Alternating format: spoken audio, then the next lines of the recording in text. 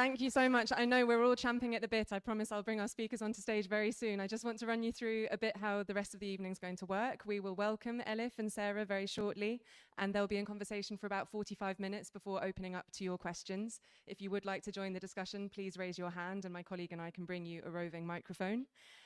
We will then welcome Our Heartbeats back to the decks. There'll be an opportunity after the event for you to buy books, get them signed by Elif, listen to some more music and keep the conversation going. So please do stick around. It's really wonderful to see you all here. But now, I think without further ado, please welcome Sarah Shin and Elif Shafak.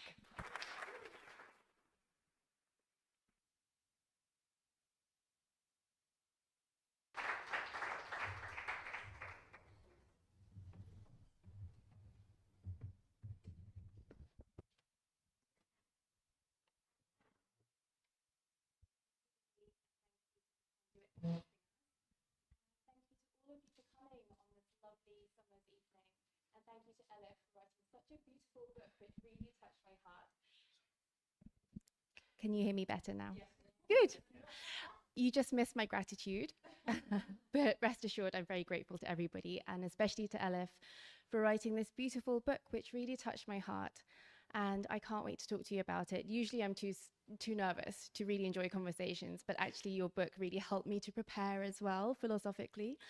So maybe just to set the scene for people who have yet to read the book, The 40 Rules of Love is a novel that contains another novel.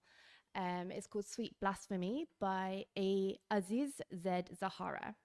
So these two novels interweave to tell stories that mirror each other across centuries, and mirroring is a big theme that we will probably explore. So in 2008, in one timeline, Ella Rubinstein is a 40-year-old housewife in Massachusetts. She has a new job as a reader for a literary agency, and her first assignment is to read this manuscript called Sweet Blasphemy, a manuscript by this first-time author, Zahara. Sweet Blasphemy tells a story of the transformative and profound spiritual friendship between Shams of Tabriz, who is a wandering dervish, a Sufi mystic, and the cleric who would then become the very famous poet Rumi. This is described as the change from the preaching mind of a cleric to the chanting heart of a poet and mystic. So these teachings of love and wisdom in Sweet Blasphemy, they interweave with Ella's own awakening, her desire to leave everything that she has known, to go in search of an unknown adventure. She's leaving her family, her big house, and a stable future to go and search for love, or rather, as Rumi might say, to remove the barriers within against love. So my first question is, how did these stories come to you? Well, thank you so much for joining me. You know, it's wonderful to share this stage, and thank you for being here. It's been almost 16 years since maybe more slightly, since I've written this novel. And as writers, we always, of course, we have to fall in love with the next book we're working on, with the next one. But we never forget the ones we've written. And the reason why I'm saying this is because now it feels like meeting a very old friend and a very dear friend. So I get a little bit emotional now talking about the 40 Rules of Love. But I need to tell you that it's the way the book came to me, and it's always like that. I follow an intuition. It always starts with a small idea, and then you follow that small thing, and that takes you to the next step and the next step. I never know quite what I'm doing until I finish the novel. So it's not like everything is planned in my head beforehand. But all I can tell is it's as you mentioned kindly, it's a book within a book, a love story within a love story. And it's the kind of story that tries to understand or dismantle or unpack this notion of love, tries to approach it from different angles. I think love is the core of universe, of our existence, and yet we forget it so easily. So it seems very simple, the word love, but it's so complicated, it's so essential. So it was an attempt to try to understand love throughout centuries, across continents, across cultures, and to see it as a force that unites us as humanity. And you've built a very beautiful house, an intricate architecture to hold the complexity of love stories. Could you tell us a bit more about that? Because as well as the book within a book, there are 5 elements that organize the story, and each chapter begins with a B. Yes. So I follow the main elements like fire, earth, air, and each has opens up a different category, like the things that are seemingly ephemeral, things that are more solid. But the main, I think, idea was interconnectedness. As human beings, I think, particularly now, even more so. You know, earlier we were talking about this. When this book was written, the world was a divided place, not an easy place, but it got worse and worse. And today we live in a time in which we're constantly pushed into boxes of us versus them, and we're expected to remain in our box once and for all. Whereas I think when you enter storyland, there's no us versus them. For a writer, there can be no other, you know, the other's my brother, the other's my sister, I am the other. So it dismantles dualities. But I think something very similar happens in ancient mystical philosophy. All the mystics, and I'm always mesmerized by this because all these people, heterodox dervishes or mystics, I don't even want to put labels on them, you know. But the intriguing thing is these people have never met each other. They lived in completely different parts of the world, sometimes different centuries. But when you listen to them, there's something so similar. How is it possible that they all talk about the same thing? They all want to focus on the core, and they all want to dismantle this duality of us versus them and the arrogant assumption that us is somehow superior to them. It's all about interconnectedness, you know, whatever exists in me exists in the universe and vice versa. To see each and every human being as a microcosmos reflecting the bigger macrocosmos. So those are things that I find very universal and common as you move from one ancient mystical philosophy to the other. Yes, I think that's really visible in this theme of mirroring. And I wonder, maybe just as a way into that, if you might like to talk a bit more about the void. The void. Well, I think absences shape us in so many ways, and this has been a constant theme, in fact, in my literature.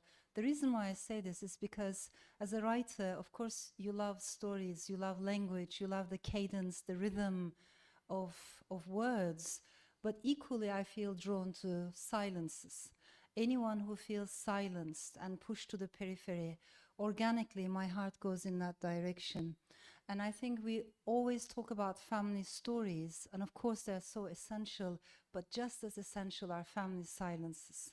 Maybe we don't know quite what they're about, but they do affect us. So in another book, for instance, The Island of Missing Trees, I wanted to focus on family silences, inherited trauma. So I want to give all these examples because it's not only about Shams and Rumi. I think absences and silences also shape us in more ways than we realize. Yes, and that makes me think of the sort of intertextuality or the textuality of the book. Obviously, we're talking about a poet here, and I think it's implied that Ella may journey within to find writing and poetry within herself too. So when you write, do you think that it's possible to be in a mystical state or a non-dual state? That's such a beautiful question. I think that I wouldn't want to boil down or narrow down literature to one single thread, because the beauty of literature is there's room for all of us, for very different techniques, for very different styles. And the way I see it, the main problem is when we expect a particular form of storytelling to be the one and only form of storytelling. Whereas, for instance, we forget that in different parts of the world, stories can be told in a much more cyclical way. For instance, I grew up with the stories, oral storytelling techniques or traditions of the Balkans, the Middle East, Asia Minor, the Levant. And that is a very different tradition in which you, as you tell a story, you open up a box and then you tell another story, then you tell another story. Maybe the most well-known example of this is the 1001 Nights. So it's never a linear, form of storytelling.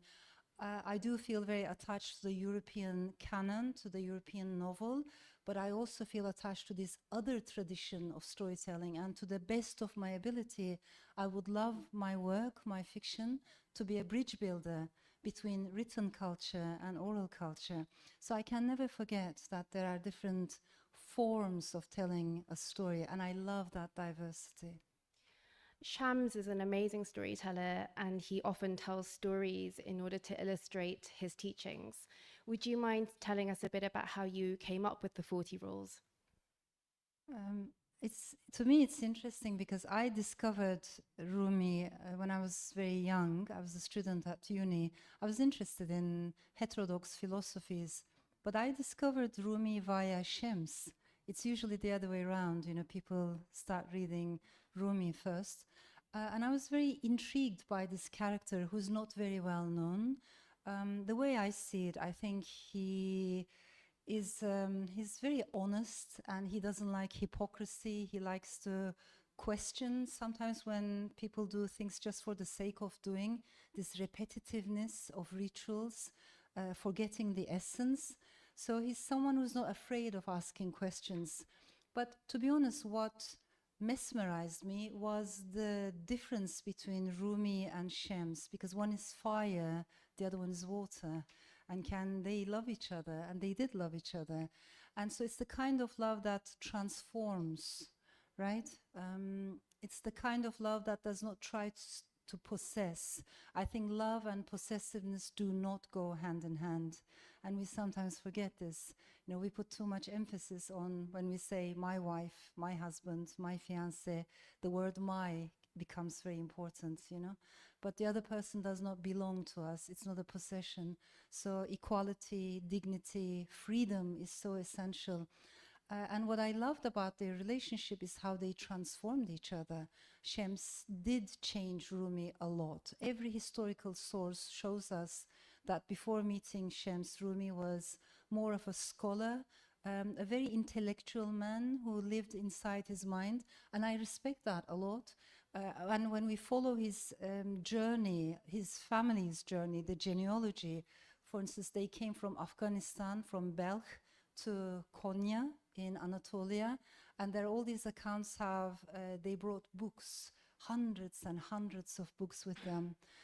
It just breaks my heart, because today when we talk about these geographies, people forget that there was so much culture and literature, libraries in these places that we're talking about. So when they meet, one of the first things that Shams does is to throw some of Rumi's books into the water and watch the ink dissolve. I thought a lot about this as someone who has dedicated her life to books. I adore books. But I think what he's trying to say is, in addition to books, in addition to intellect, there's another conversation that we need to open up, and that's the heart, that's the emotional intelligence. So he does change Rumi, but I think Rumi changes him as well, and that's very interesting. So that's why there's a line in the book in which it says, if we're the same person before and after we loved, it means we haven't loved enough, because love changes us. Yes, and I might draw a connection to writing again here, because when you write, it's bringing something of yourself outwards.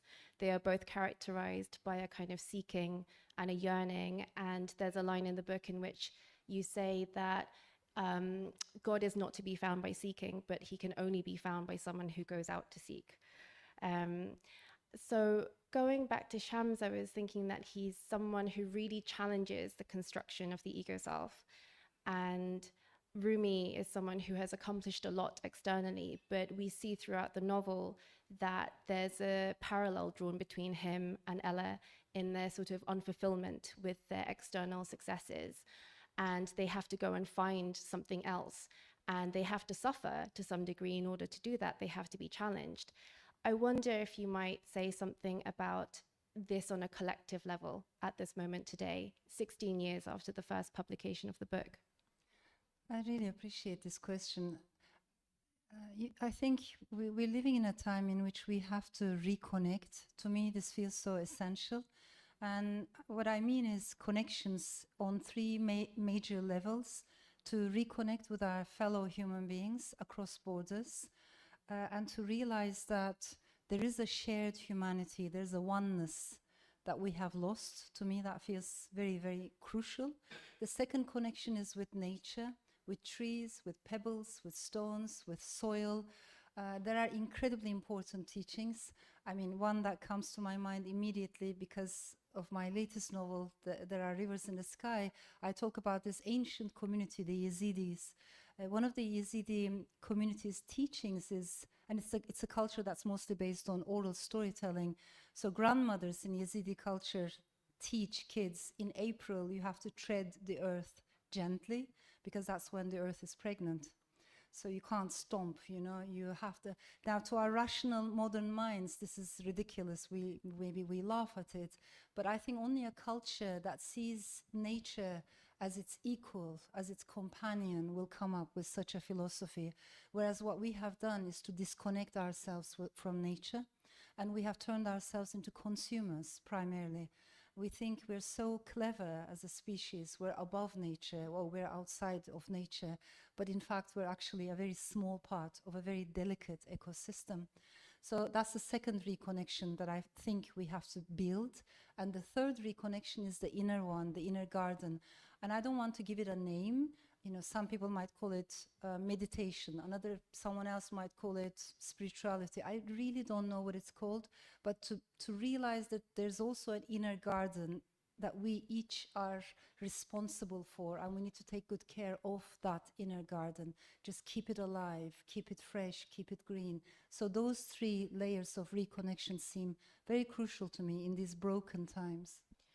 I really appreciate that so much. I really do think that older forms of spirituality presage contemporary ecological consciousness expansion, which I think has accelerated quite a lot in the past few years as the climate crisis has worsened.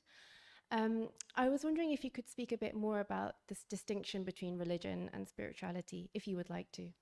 Yeah, I would like to, and I don't know if you would agree with me, you might disagree with me, but I do make a distinction between religiosity and spirituality, particularly the way organized religions divide humanity into boxes of us and them, and the assumption that us is closer to truth, us is closer to God, us is closer to the core. That dualistic way of thinking is really not close to my heart at all.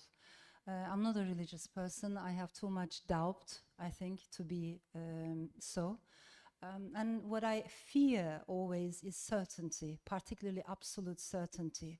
So when I meet someone who's absolutely certain of their religiosity to the point that there's no doubt in their mind, that really scares me, because faith without doubt is a dogma. And dogmas are very dangerous. But on the other hand, when I meet someone who is so certain of their atheism to such an extent that there's not a speck of faith in their mind, in their life, that also scares me a bit, because the magic of life is gone and erased. The poetry of life is gone. I think there are secular acts of faith. Faith is not always necessarily a religious thing.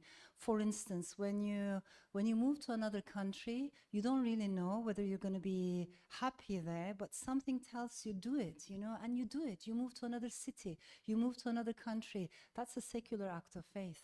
When you start writing a book, a novel, and you don't really know what you're doing, or whether the book you're writing is going to mean anything to anyone, but you keep doing it, you know, you keep writing, you believe in it. That's an act of faith. It's a secular act of faith. When you fall in love, you don't know whether that person is the right person for you, but your heart tells you, go for it. That's a secular act of faith. So I think what I'm interested in is not the absolute certainty of the religious or the absolute certainty of atheism, but something in between, which is more agnostic, which is perhaps more mystical, the kind of mystics that were, you know, a little bit like misfits, that were walking a thin line between faith and doubt, sometimes zigzagging, but not afraid of asking questions. These are the people who are not afraid of saying, I don't know. They do not have an answer for everything. And it breaks my heart that in today's world, we have forgotten to say, I don't know. When was the last time we ever said, I don't know? You know, you can ask me anything. If I don't know the answer, I won't accept that I don't know. I will just Google it. And in the next 5 minutes, I'll be able to say a few things about that subject, giving me the impression and the illusion that I know something about the subject, whereas I know nothing. You know, I don't know was the beginning of philosophy. It was important for Socrates. It was important for pre-Socratic philosophers. So there's, I think, beauty in the ability to say, I don't know, I'm learning, I'm still thinking, I'm still on a journey. And that's what I think people who wanted to understand the beauty of faith and wanted to understand the beauty of doubt together believed in. So I like it when they talk to each other, faith and doubt. I like it when they challenge each other. I would like them to keep dancing together. I don't want to separate them. Yeah, so I think it's about keeping boundaries porous and fluid. So, for example, you could describe the worldview or the philosophy that influences your portrayal of Sufism as showing a fractality. Things are contained in each other. We are walking microcosms of the universe. We create the world through our perceptions of it. And in that, there is a connection between, I think, science and mysticism through observation. Through close observation and attention, dualities sort of dissolve. But in the past 200, 300, perhaps slightly longer years, we've been in this arc of rational empirical thinking, which is positivist, that things are only true if you can prove it to be so, and belief and faith sort of upend that, and they do rest on love. This is dramatized in the novel when Shams sort of pushes Rumi to grow by doing things out of faith, that his friend is asking him to do things that he's not comfortable with for a good reason. And in doing so, Rumi's life becomes more enriched and his inner spiritual journey deepens. So I really appreciated this critique of reason. But you were doing this in 2008, 2009, and we didn't really go on a side trip or a reversal from this arc.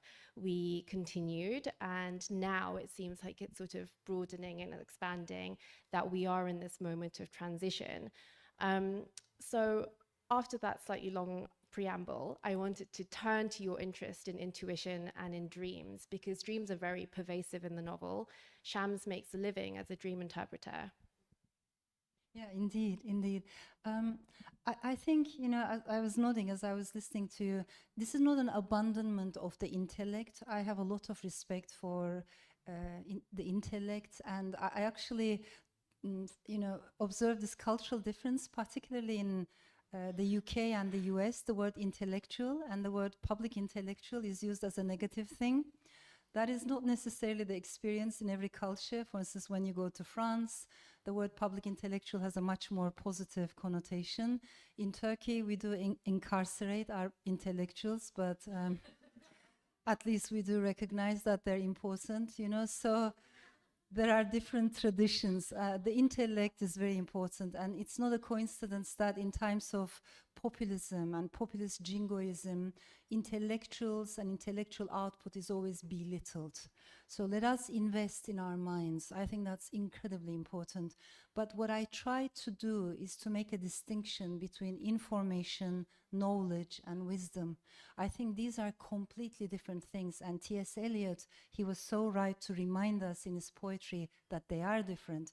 So we live in an age in which we're bombarded by information, but snippets, morsels of information. And the truth is, our brains cannot process this much information. We're not wired in that way. So what we end up doing is we scroll up and down, and after a while we feel demoralized, we feel down. It causes fatigue, emotional fatigue, and in the long run it causes apathy. There's no way we can deal with millions and millions of morsels of information. And it's also the opposite of knowledge, because as I mentioned earlier, it gives us the illusion that we know something about everything. It's impossible to know something about everything. So let us leave information aside, because that creates an obstacle, but instead focus on knowledge. And for knowledge, I think we need spaces like this in which we don't have to agree on everything, but we have time for each other. Right? We can hear each other. We need podcasts for knowledge. We need slow journalism. Definitely we have to slow down. So we need books as well, literary festivals. But then for wisdom, and I think that's what we both are trying to arrive at, in our interpretation of these ancient teachings. For wisdom, you have to bring the heart into the conversation. So we need emotional intelligence, we need empathy, the ability to journey into someone else's psyche and to try to look at the world from their perspective. That to me feels very essential. So the emphasis on knowledge and wisdom instead of this hyper information and fast consumption that we are pushed into. So speaking of wisdom, I actually wrote down a quote, and I want to share it with you because it's very wise and I think it's very helpful. Try not to resist changes that come your way. Instead, let life live through you, and do not worry that your life is turning upside down. How do you know that the side you are used to is better than the one to come? So this is in the Western tradition, it would be perhaps called via negativa, no? Negative theology, knowing by not knowing. It seems to me like it might be connected to the importance of submission. Indeed, but also maybe the, the recognition of uncertainty as a main element of life. Again, coming back to our dualistic way of interpretation of the world, those of us who are old enough, we will remember late 1990s, the noughties. It was a time of so much optimism, and back then many people, both in academia and the media, they would be like they spoke as if some parts of the world were solid countries, solid, certain, safe, which is the West, and then the liquid ones were the rest. And you had to worry about human rights and women's rights or minority rights, or in general the future of democracy in the liquid lands, but not in the solid ones, because in the solid ones all these things had been achieved. Democracy had been achieved, human rights had been achieved. You didn't have to worry about freedom of speech and so on. And I think fast forward, now we realize that there is no such thing as solid lands versus liquid lands. And we're all going through liquid times, which means what's happening in one country can also happen here or elsewhere. There are echoes. It doesn't have to be exactly the same, which means that we all have to be engaged citizens. We all need to care about the future of our democracies. And there is uncertainty as an element in our lives. So to me, that rule is also about realizing that nothing is solid, nothing is that steady or static, under our feet. And I think multiple narratives held in one book and dream states, they show you that there is not just one reality, but there are many versions and interpretations of reality. And I feel like that's an important social and political point to make. Absolutely. And in that regard, I think it's a little bit unfortunate that in the English language, we use the word fiction as if it were the opposite of fact. And sometimes people with good intentions, no doubt, but they say, if you want to escape reality, read fiction. I think it's quite the opposite, to be honest. Fiction brings us closer to reality. Fiction is very interested in truth, but it does it in its own way. It does it in a very gentle way, but in a very profound way. Fiction is not afraid of questioning dualities and opens up a space for diversity, for nuance. It holds a space where we can hear different voices and revise our opinions, make up our minds. So those shifting perspectives seem very, very important to me. And in your hands, fiction is not linear.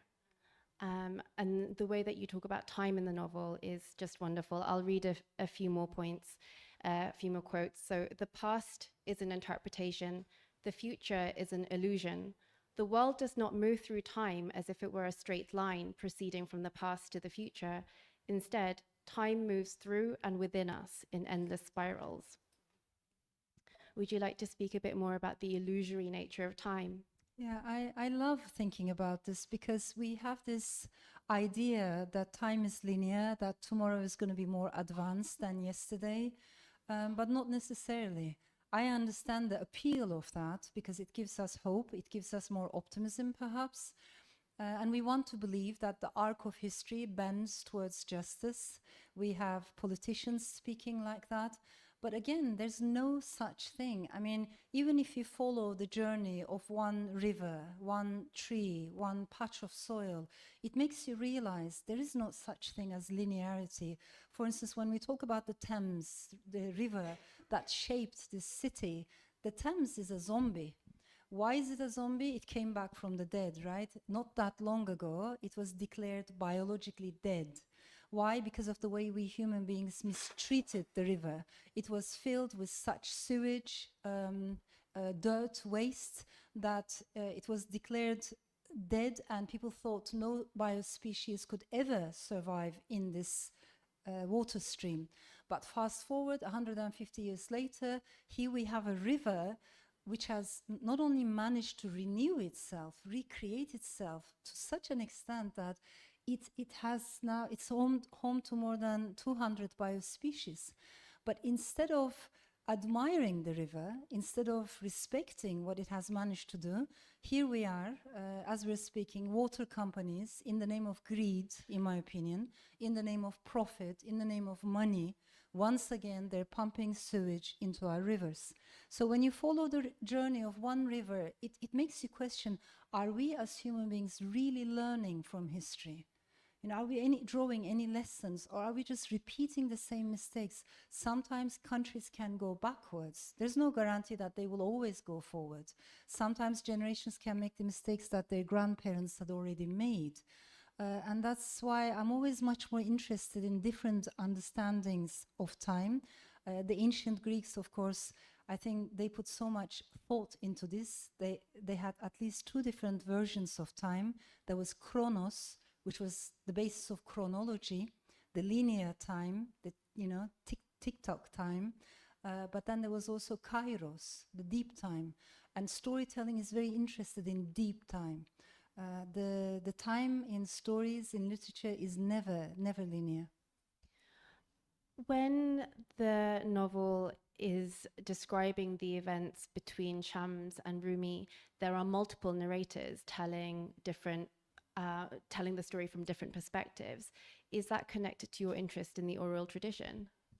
That is very much so. And again, I think that's not something that I do consciously. I was raised by a traditional grandmother until I was about 10 years old. And I think it left a big impact on me, you know. Her house was full of superstitions. She would be reading coffee cups. She would be melting lead to ward off the evil eye. There were so many women in that house, neighbors coming in.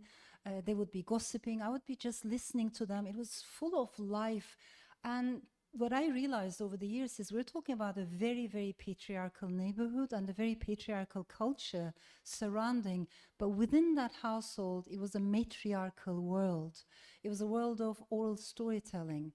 I think I mentioned this maybe in some other interviews, but I want to repeat it because to me it's important. My grandmother was not a very well-educated woman.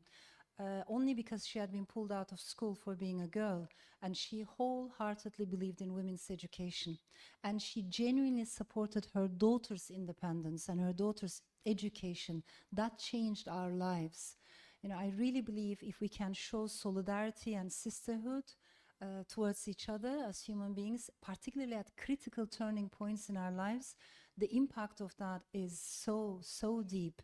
And she also showed me that you might not have a fancy diploma on the wall, but you can still be a wise human being. Or the opposite, you can graduate from a very well-known, posh school, and you can still be an ignorant person. So there are different paths to knowledge. It was my grandmother who showed me. And in her world, I think nature was important. Things that were not material were important. I don't know in which kind of words to put that. But there was magic in her world, and I appreciated her world. I don't like it when oral cultures look down upon and belittled sometimes by some intellectual circles. Was weaving a part of your childhood? which is Weaving? weaving. Yes, I think so. I mean, it's like, I think from my mother I got my love for written culture, and from my grandmother my appreciation for oral storytelling. And so both are very, very important for me. And in many ways, I am the creation of these two women who are completely different from each other. I wanted to ask you more about the levels of consciousness, because there's a really interesting part where you say that in Islamic mysticism, there are 40 degrees between man and God, and likewise 4 basic stages of consciousness and 10 degrees in each, making 40 degrees in total. Would you mind speaking a bit about this, and perhaps also about numbers? Yeah, there are lots of numbers in this book, and I don't know, for instance, if there are any Iranians in the audience. The reason why I ask this is because Afghans like to say, well, Rumi belongs to us, because if you follow his family's pedigree, his family's journey, they came from Afghanistan. We Turks like to believe that Rumi belongs to us because he lived in Konya, so he's definitely our Rumi. But the Iranians say, no, actually it's our Rumi because Rumi wrote in Persian and you guys don't even understand what he says, you know, you all read in translation. And while we keep quarreling over whose Rumi he is, I think the beauty of Rumi is he belongs to all humanity, right? We cannot put him in a box, in one label. That is the way I see Rumi. I see him as a very universal voice, as a very timeless voice. And that is the reason why 800 years later, here we are still learning from him and still appreciating his words. Now, we're coming back to this interest in numbers. Also, Ella is 40 years old in the novel. I'm always intrigued by how in mystical philosophy, but not only in Islamic philosophy or Jewish mysticism or Christian mysticism or Taoism, Buddhism, across the world, there's a lot of emphasis on certain numbers. And I'm a novelist, that's all I am. And I'm very drawn to, interested when I see the similarities among these cultures that have not necessarily broken bread together. How is it that they're saying very similar things? It's the core that intrigues me very much. So, are you interested in shared mythologies and the idea of the collective unconscious? Yeah, I'm very interested in the collective unconscious, in shared mythologies, the shared stories that we tell each other. And also, I think as human beings, we're primarily storytelling creatures. Not only that, we're also story-remembering creatures. There are very interesting studies that show if we go to a talk, and that talk is given primarily with amazing PowerPoint and numbers and graphics and data, 24 hours later, we wake up and we ask ourselves, how much of that talk do I remember? Around 56% is gone, evaporated. 3 days later, we have forgotten more than 70% of the talk. But if the same talk is conveyed via stories, if the speaker shares with us their emotions, sometimes their vulnerability, if there is a story attached to those numbers and graphics, then we do remember. And we remember for a very, very long time. So it's the emotions that stay, it's the stories that stay, and I'm interested in that. Would you like to share a favorite story that your grandmother told you? Oh, there isn't a single one, honestly, because I think what I find interesting is some of these old stories of the Balkans, Anatolia, they would repeat, but each storyteller would add their own spin on it.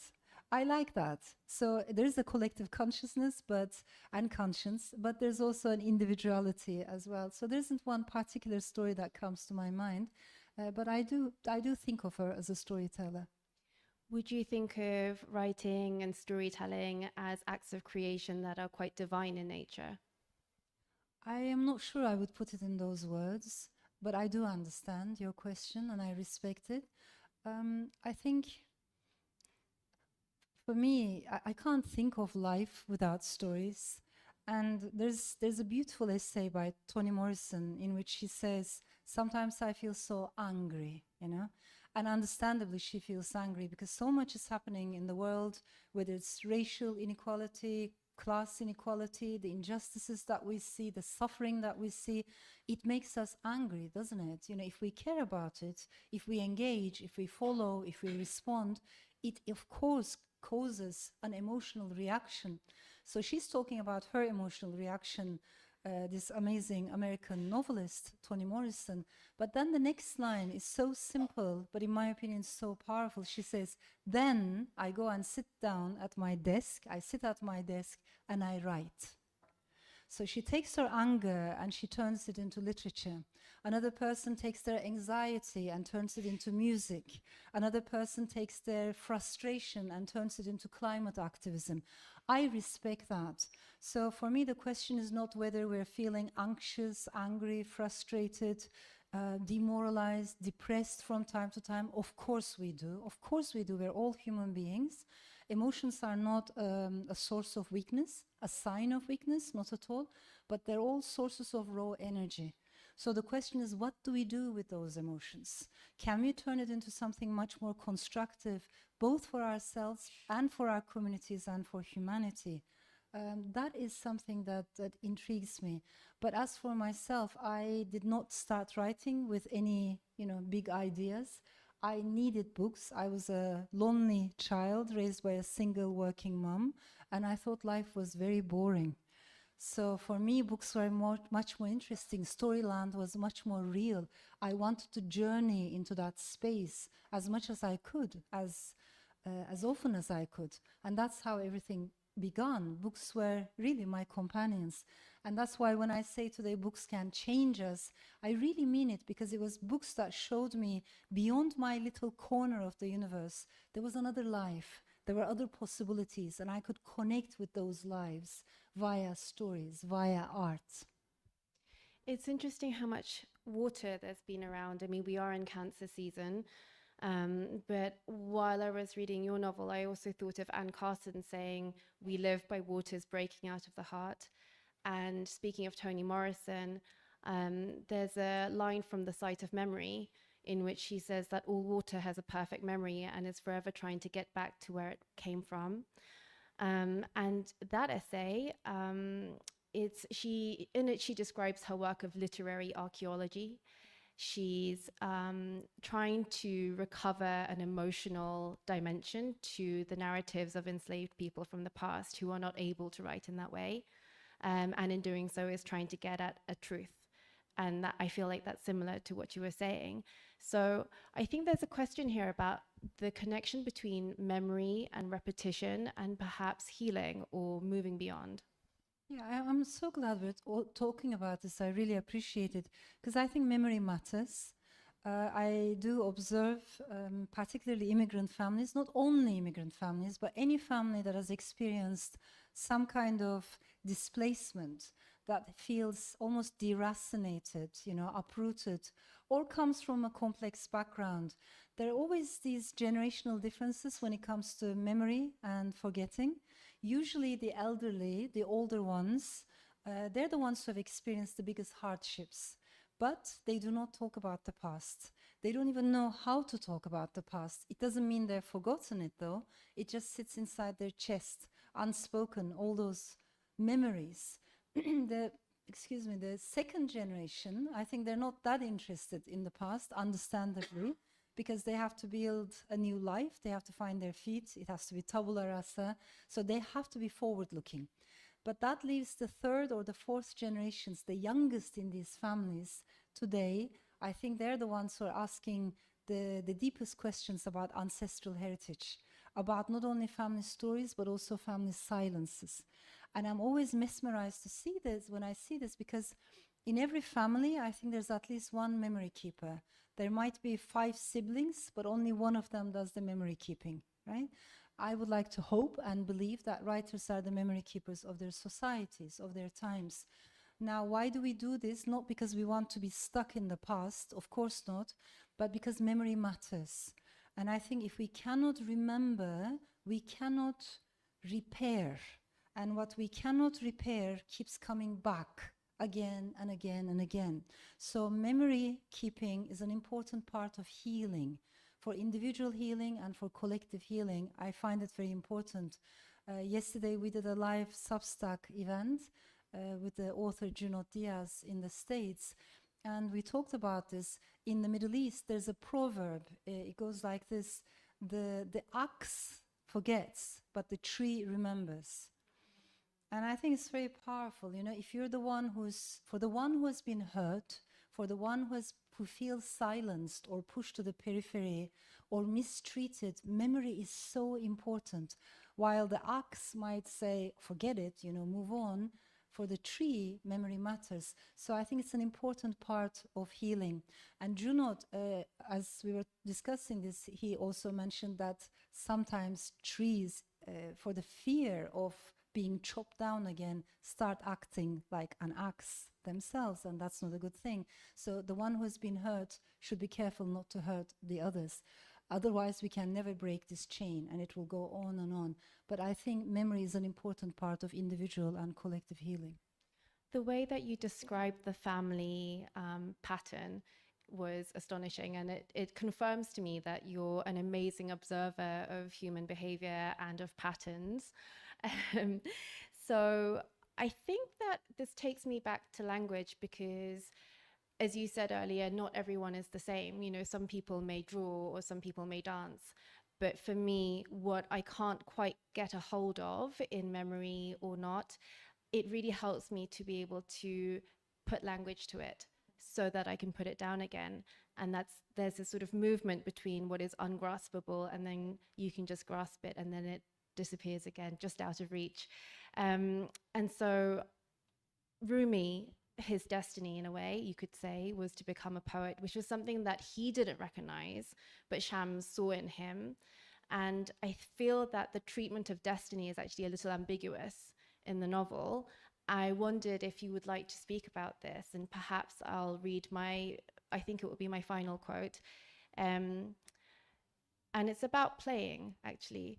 So the quote is, "Your destiny is the level where you will play your tune. You might not change your instrument, but how well to play is entirely in your hands." So to me, there's something about essence in there as well. Yeah, I mean, of course, as a novelist, I'm trying to understand these ancient philosophies, and I interpret it the way, you know, I can interpret. Maybe someone else will interpret it in a different way, and I respect that. But what I'm intrigued by is how they're all talking about different levels of conscience, and I think what they're telling us, just like the universe expands, we have to expand our way of thinking. We have to expand our hearts. We cannot be repetitive, and that's why earlier I talked about anger, frustration. Each of these are very important emotions, but we need to be aware when anger becomes repetitive, right? When it becomes the only story, or if we're only telling one story to define ourselves, that is a very repetitive pattern, which doesn't allow us to expand. And I think the mystics of ancient times were telling us, open up, you know, be ready for new conversations. Rumi has this beautiful poem in which he says, that was the conversation for yesterday, now we have to say something new. So there's an openness for novelty, openness for learning, openness for being students of life, but just to keep growing, you know. We have to expand our minds and our hearts. In my opinion, that's what they were telling us and advising us to do. Very beautiful, and I feel like we could keep going, but now might be the perfect time to open up to some new conversations. We'll have some mics going around, so if anyone has any questions, please raise your hand. Thank you very much. Sarah mentioned you're an amazing observer of human and behavioral patterns, which I'm sure nobody would doubt. But I'd like to know, like, the level of depth that your protagonists and other characters in your books go into. It's like as if you have a lived experience of those characters. How do you form this experience around these characters? Do you interview with people of lived experience, specifically speaking of Honor, which was one of the latest books of yours I read about? Even the male characters were like as if yeah, from the eyes of that's one question one. And second one, very quickly, are there any interest from any cinema directors to make films of your movies? Thank you. Thank you so much. Really appreciate. There is some interest by some directors in some of the novels, and that makes me excited because I love, and I think in a very visual way, and I love cinema. So it's an art form that I respect a lot, and I appreciate your question very much. I think as writers we have to be two things all our lives. We have to be good readers, but by that I mean curious readers. And in an interdisciplinary way, just to be open to learning from multiple disciplines, from history, philosophy. Let's read anything and everything that speaks to us. Nothing is superior, nothing is inferior. You know, let's read cookbooks. I love cookbooks. Let's read graphic novels. They're amazing for imagination. But let's also read political philosophy. Let's read about history. Just keep the curiosity of the mind alive. And then the second thing is I think we have to be good listeners. And that's where your interviewing people comes in. I try to listen to people a lot, particularly those who have experienced things that I have not experienced. I have a lot to learn from them. We all have a lot to learn from each other. I'm so glad you mentioned that book, Honor. It wasn't an easy book to write, all these codes of honor, but particularly trying to understand how young men in patriarchal societies also suffer a lot. Of course, patriarchy oppresses, silences women, no doubt, but if you're the kind of young man who doesn't fit into the straitjacket of masculinity, if you want to live your life differently, your life is going to be very different and difficult as well. You can be shunned, ridiculed, ostracized. So I try to approach it from multiple layers. And sometimes we women, unfortunately, we also perpetuate these codes of honor, the way we raise our own children, our own sons, the way we treat them as differently in the house. Sometimes we treat our sons as the sultans in the family. That is not okay. Very different than our daughters. That is not okay. So trying to see, rather than in a dualistic way, how patriarchal codes of honor are maintained. So to be able to do that, you need to journey into different perspectives. And I think listening is a big part of that. Thank you. First of all, thank you very much. It's been a wonderful conversation. Obviously, you've delved deeply into the human condition, and you've explored shared mythologies, shared consciousness. Observing the world as keenly as you do, the condition that we're currently going through, do you see it as being different from any previous condition that humanity has lived? The prescription of reading, connecting, being enlightened by philosophers or aspects of religion, it seems that that's always been with us, but yet as humankind, we haven't managed to overcome the stories that divide us, the stories that seem to bring chasms between us and drive us to do great harm to one another. As a wonderful storyteller, how do you see that interchange of stories for and stories against? And how do you hold out hope for humanity? Yeah, what a beautiful question. I really appreciate. And like you, I try to think, when you look at time from a longer perspective, not only this moment in time, we do see some repetitions. There were times when human beings felt very depressed. They felt like the world was coming to an end. Like when you read 19th-century philosophers, writers, it wasn't that easy. I wrote an essay. I try to keep Substack free. I wrote an essay one day when I felt very, very demoralized, because when you follow world events, what's happening in Gaza, what's happening in Ukraine, what's happening in Sudan, it is heart-shattering, right? And it makes us feel very, very down. And it was one of those days when I felt like, what's the point of writing? But then I thought, I was looking at the bookshelf, and I imagined maybe one of the books moving, for instance, and that book could be a book written by Rumi. And let's say that book falls off the shelf. You think about it, the time that Rumi lived in, it was a time of war, destruction, immense violence, decentralization, and hunger as well. And he continued to write through all of that. So then I imagined another book, for instance, by Albert Camus. And so you think about the rise of Nazi ideology, his own illnesses, including mental struggles, health, poverty. He comes from extreme struggles, and he kept writing. And then I imagined another book was maybe by Anna Akhmatova, this Soviet poet.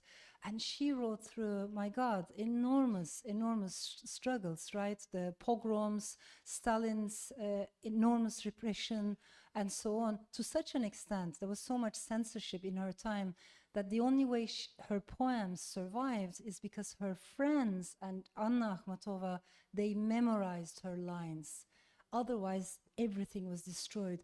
So when you think about all these people, you feel a little bit embarrassed because they kept producing, they kept writing. But that said, we have also entered a new era. And now with the climate crisis accelerating, I think we realize that there's no guarantee that tomorrow is going to be better than yesterday. Every generation, when I think about my grandmother's generation, they went through lots of hardships, but they always maintained the faith that if I give a better education to my children, they will have a better life. Except now, we do not believe in that anymore. So something is broken. Our trust is broken, our optimism is broken. I think it's okay for the mind to be a little bit pessimistic. There's no harm in that, as long as we can keep the heart hopeful. And the only way to do that is by reconnecting with our fellow human beings. If we become atomized, we cannot remain hopeful. So it's a difficult age. It's the age of angst. There's an existential anxiety. I think right now, everybody is so anxious. Young and old, East and West. The only difference is some people hide their anxieties more than other people. That's the only difference. But I think if it were to become the age of apathy, it would be a much more dangerous world to live in. Apathy means numbness. The moment we stop caring about what's going on, you know, what's happening to my neighbor, what's happening to another fellow human being, that kind of desensitized life, I think, would be a much more dangerous world. So it's a time of anxiety, but let's make sure it's not a time of apathy. Hi, just at the back over here.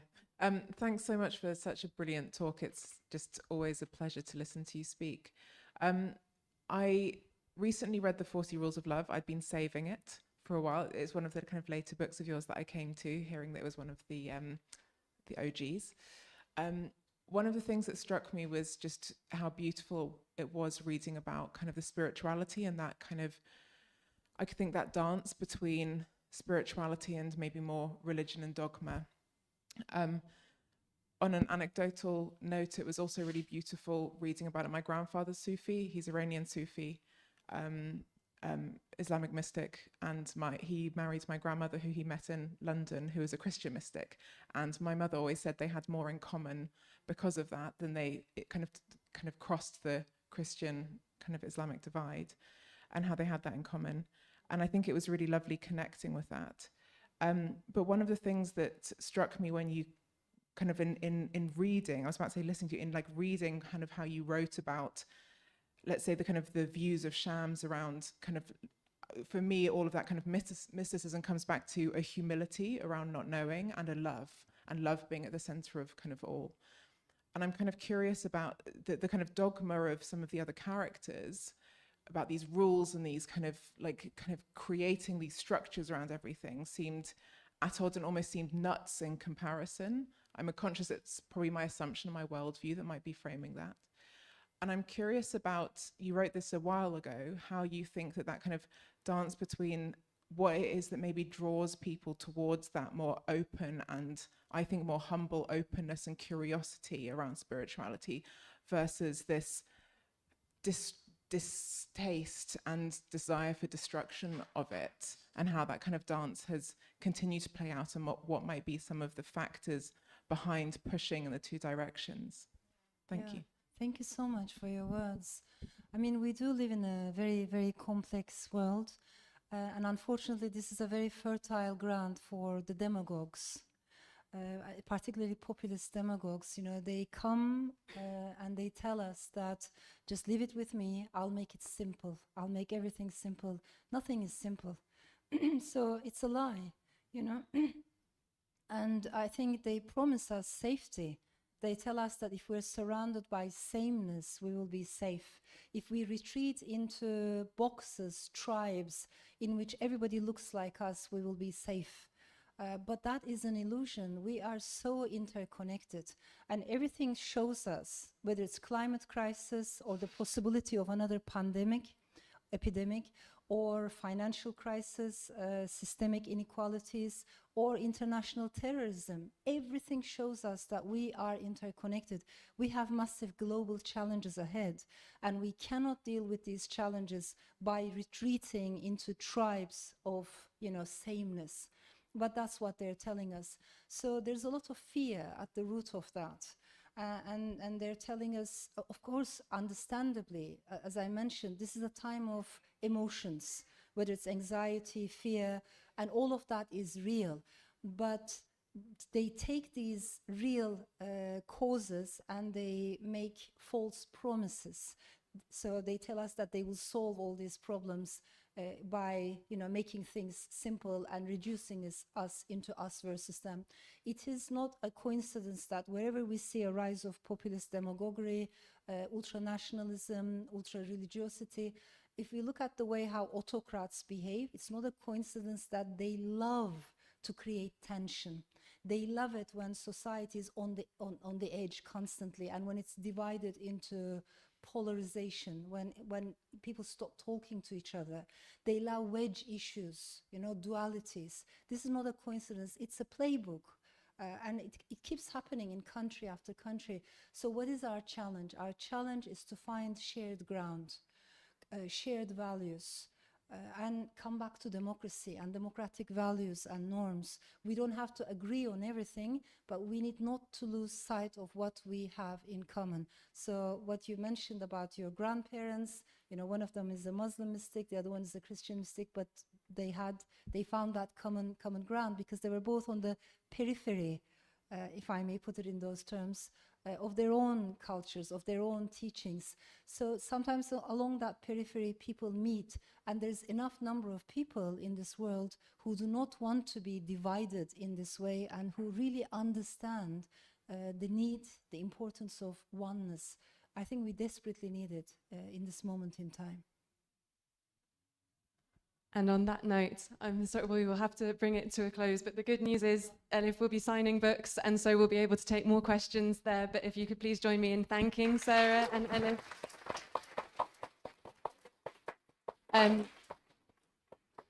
For a really, really wonderful conversation. We'll be handing back over to our heartbeats in a moment. If I could just let you know, for buying your copy of the book, please line up against this wall here, the brick wall. If you're waiting to get your book signed, the queue will be on the other side of the room against the door. Thank you very much to all of the Conduit members, including Dima Karut, and thank you all for coming.